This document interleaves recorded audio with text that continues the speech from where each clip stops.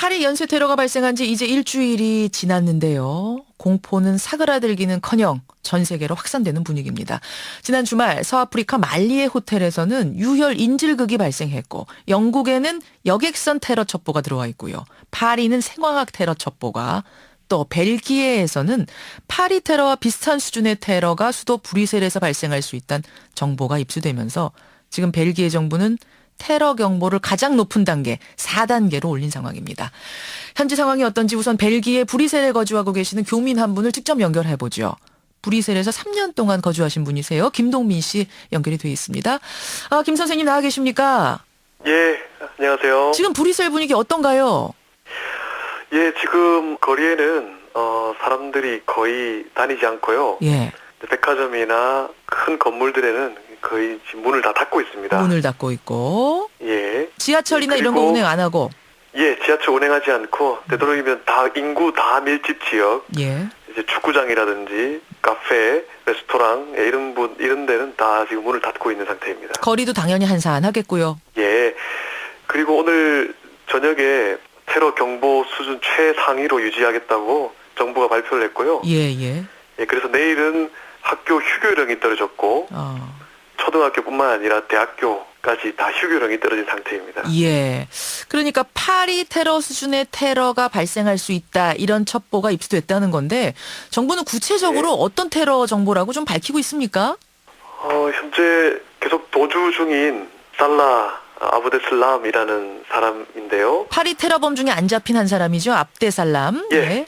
그렇습니다. 예. 그래서 그 사람이 현재 자살 폭탄 조끼를 입고 자살 폭탄을 시도하려고 한다는 그 정보가 입수가 되었기 때문에 예. 아마 가급적이면 다밀집 지역에서 그 시도를 할 텐데, 그래서 지금 경보령이 계속 유지되고 있는 것 같습니다. 그렇죠. 예, 예. 압데살람을 벨기에까지, 파리에서 벨기에까지 태워다 준 운전사의 증언에 의해서 폭탄 조끼를 가지고 있다, 이제 이런 첩보가 입수됐다는 얘기인데, 그런데요, 참 신기한 게 파리 테러범 가운데 상당수가 지금 벨기에에 연고를 두고 있는 걸로 드러나면서 벨기에 국민들 지금 불안감이 대단할 것 같아요.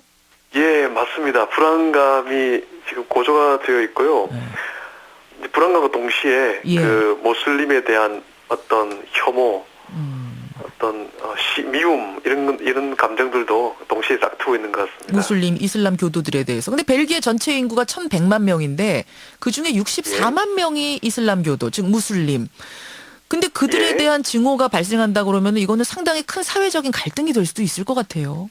예, 특별히 이번에 테러와 깊은 연관성이 있는 지역으로 알려진 몰렌베이크라는 예. 그 동네 있죠. 모렌비크. 예. 예, 그 지역에는 모슬림이 그 지역 인구의 30%입니다. 그래요. 10만 명 중에 약 3만 명인데요. 예. 예, 그 지역에서 지금 모슬림 사원을 폐쇄해야 되는가 하는 고민까지 총리가 지금 하고 있는 상황입니다. 아니 10만 명 전체 인구 중에 30%가 무슬림인데 무슬림 사원을 폐쇄해버리면은 이거는 뭐 폭동이 일어난다든지 또 다른 형태로 뭔가가 분출되진 않을까요? 예, 그런 우려도 있는데 정부가 정확한 어떤 원인들을 설명하지 않고 있기 때문에 폭탄 조끼를 입고 있는 그 사람에 대한 정보만 공개한 상태이고, 예, 예. 파리에서 동시다발적 테러를 일으킨 것처럼 이제 브뤼셀에도 그런 걸 일으킬 것이다라는 추측을 가지고서 현재 계속 경보령을 유지 중인데, 예. 아직 더 자세한 얘기는 정부가 안 하고 있습니다. 안 하고 있고, 압데슬람이란 사람은 폭탄 조끼 입은 한 사람일 뿐이지만 벨기에에 오면은 수많은 다른 무슬림들과 뭔가 연계해서 이 동시다발적인 폭탄 테러로 이어질 수도 있다, 이런 얘기들이 지금 국민들 사이엔 돌고 있는 거군요. 예, 조금 전에 본 이제 정보인데요. 여기 이민국에서 그러니까 이번 주죠. 예. 난민 신청이 10%가 줄었다고 그러거든요. 난민 신청이. 그건 어떤 의미입니까? 그 말은 난민 신청을 포기한 이유가 어쩌면 자신들도 테러로 공몽으로 몰릴 것인지 아니면 벨기에에서의 난민 신청이 어렵다는 걸 스스로 판단한 것인지, 어쨌든 10%가 갑자기 이번 주에 하락했다는 것은 예. 또 다른 또 징조인 것 같습니다. 알겠습니다. 예, 우리 교민들 얼마나 사세요, 벨기에? 예, 약 한 1,000명 정도 돼요. 1,000명 정도. 예, 우리 교민들도 예. 좀 안전하게 아무쪼록 이 위기 상황 벗어났으면 좋겠습니다. 오늘 인터뷰 고맙습니다. 예, 감사합니다. 예, 고맙습니다. 브뤼셀에서 거주하고 있는 교민 한 분, 김동민 씨를 만나봤습니다. 대체 이 공포가 언제까지 계속될 것인가? 이번엔 한국테러학회 이만종 회장, 호원대 교수시죠? 연결해 보겠습니다. 이 교수님 나와 계세요. 예, 안녕하세요. 우선 궁금한 것이 IS 같은 무슬림 극단주의자들의 유럽 근거지, 유럽의 메카 하면은 벨기에가 됐어요. 왜 하필 벨기에입니까? 네, 그 몇 가지 이유가 있습니다. 예. 첫 번째로는 그 전략적으로 이제 우선 그 마지막 한 방이 더 필요하다. 결정적인 한 방이 더 필요하다. 이런 생각을 하고 있는 것 같아요. 이미 그 러시아 여객기 테러가 있었고요. 그리고 예. 파리 그리고 이어서 이제 말리 테러가 있었는데 예. IS나 알카에다 입장에서는 극단주의 입장에서는 아직 불가하다. 한마디로 이제 공포를 이제 극대화시키고 싶은 그런 의도가 있는 것 같고요. 그리고 이제 다음으로 들 수 있는 게 이제 시리아와 그 이라크에서 활동인 IS 대원 중에 그 벨기에 출신들이 굉장히 많습니다. 실제로.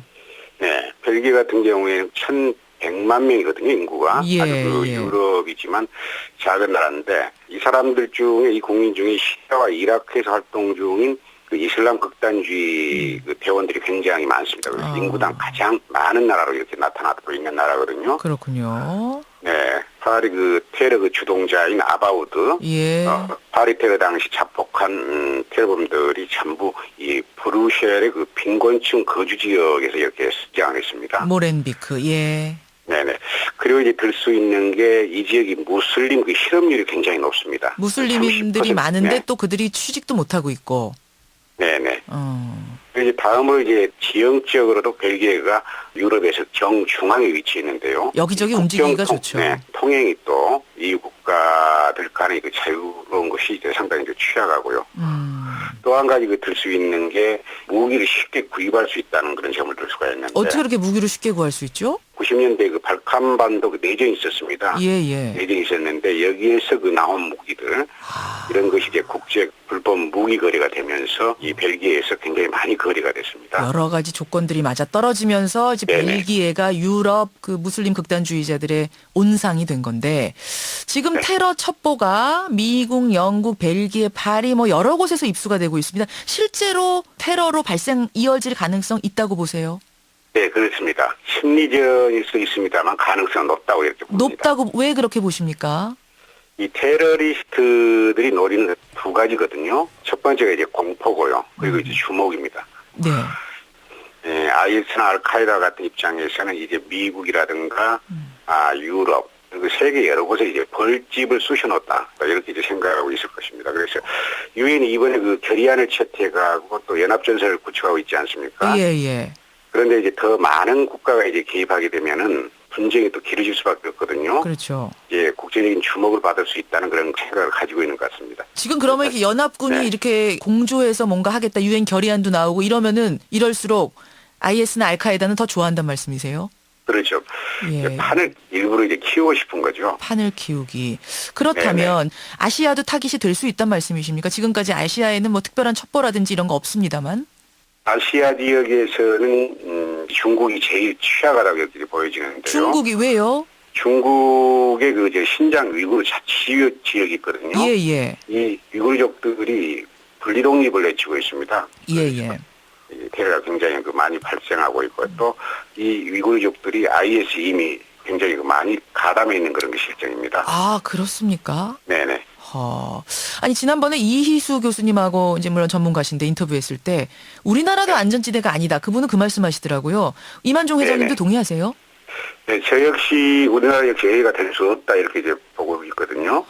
테러는 이제 국경이 없습니다. 그리고 이제 크게 두 가지 정도만 이제 들어보면 이제 첫 번째로는 이제 우리가 그 미국과 우방 관계라는 점이 상당히 취약합니다. 이 테러리스트 입장에서는 그 반서방, 반기독교를 주장하고 있거든요. 그래서 우리 한국도 이제 적일 수밖에 없고. 두 번째는요? 제가 가장 우려스러워하는 것이 이제 자생적 테러입니다. 그래서 이제 테러 조직은 밖이 아닌 안에 있다. 이렇게 저는 이제 말하고 싶은데. 우리나라의 자생적 테러, 무슬림 극단주의 테러가 일어날 가능성이 있다고 보세요? 그런 씨앗이 있습니까? 그렇습니다. 우리 사회가 이제 그 다민족, 다문화 사회로 진입하면서 일어나는 그런 갈등, 사회적인 경제적 소외계층이 굉장히 많거든요. 소외계층들. 우리 그 이게 이제 바로 이제 사회적 갈등의 그런 그 원인으로 작용해서 예. 자생적 테러의 그런 잠재적 원인이 될 수 있다 이렇게 이제 생각합니다. 그 사회에 소외된 계층을 그 사회가 제대로 끌어안지 못했을 경우에 이들이 반발 심리로 테러 조직과 연계해서 뭔가를 할 수도 있다 이런 말씀이세요. 이제 희망이 없으면 이제 이게 이제 테러로 분출될 수밖에 없거든요. 가능성이 예. 이제 많은 게 하나의 이제 공식이라고 할 수가 있겠습니다. 그럼 IS나 이런 조직들도 그 사회의 그런 외로운 늑대들, 뭐 희망을 잃은 사람들을 노립니까? 그렇습니다. 이런 사람들이 포섭할 수 있는 또 유혹할 수 있는 전사로 만들 수 있는 좋은 자원이다. 잠재적 자원이다. 이렇게 이제 생각하고 있는 거죠. 혹시 IS에 지금 우리 청년들이 이미 포섭됐을 가능성도 있다고 지금 테러학회에서는 보고 계세요? 가능성은 반반이다. 반반이다. 네네. 나오는 서류에 하면 이제 한국인이 있다는 그런 소리들이 있는데 예. 조선족일 수도 있고 아. 해외에 나가 있는 그런 교민일 수도 있습니다만은 국내에서 들어간 그런 사람일 수도 있다 이렇게 보고 있습니다. 아, 그래서 반반이다 이렇게 보세요. 네네. 알겠습니다. 가장 궁금한 건 도대체 이 공포가 언제까지 계속될 것인가 이 부분인데 지금 유엔의 결의안도 뭐 나오고 적극적으로 세계가 공조해서 척결에 나서겠다고 했기 때문에 약간 기대는 해봅니다만 만약 그 계획이 제대로 실행되지 않는다면 IS의 계획표는 어떻게 됩니까? 네. IS 계획표는 칼리프 국가 건설을 위한 그 행동 계획표라는 것이 있어요. 예. 이 행동 계획이 IS의 전신 유일신과 성전이라는 그런 무장단체가 있었어요. JTJ죠? 네네네. 예. JTJ. 예. 알 자르카이라는 사람이 있는데 이 사람이 우리 그 김선희 피살 사건을 과거에 취한 사람으로 이렇게 이제 추정이 되고 있거든요. 기억납니다. 알자르카위. 네. 이 친구가 2000년부터 2020년까지 아주 그 세계적인 규모의 그 칼리프 부활을 하기 위해서 만든 일종의 중장기 행동 플랜이라 이렇게 이제 볼 수가 있겠습니다. 2000년부터 2020년까지 약 20년간 행동 플랜이 나와 있는 게 있군요. 그러니까. 그렇습니다. 아, 그거에 따르면 어떻게 됩니까? 9.11 테러가 일어난 2010년부터를 눈을 뜨는 개안의 시기 이렇게 이제 규정하고 있고요. 그 개안. 다음 단계로는 부활과 권력투쟁 그리고 이제 혁명 등을 거쳐서 2013년부터 2016년에 네. 칼리프지의 국가 선언을 하겠다 이렇게 이제 천명을 하고 있어요. 하하. 지금은 그리고 이어서 이제 2016년부터 2020년까지 전면 대결의 과정이다. 예, 그래서 이제 전국적으로는 2020년에 최종 승리를 이룬다는 그런 구상입니다. 그 계획표에 따르면 지금이 칼리프 국가를 선언하는 과정이고 내년부터는 전면 대결에 들어가는 것이다. 이거 좀 무서운 생각이 드는데 전면 대결, 전면전이란 건 무슨 얘기죠? 전 세계 공격을 이제 목표로 한다는 그런 이제 의미인데요. 어쩌면은 현재 그 상황은 하나의 그 전조전이 아닌가 이런 그런 분석도 가능하겠습니다. 전면전 전의 전조전. 네네. 우리가 이제 더 이상 나아가지 못하게 국제사회가 조금 더 연합을 하고 예. 더 빨리 이렇게 도려내야 한다고 이렇게 이제 생각이 듭니다. 예, 여기까지 오늘 말씀 듣겠습니다. 이만종 교수님 고맙습니다. 네, 감사합니다. 한국 테러학회 회장이세요. 허원대학교 이만종 교수였습니다.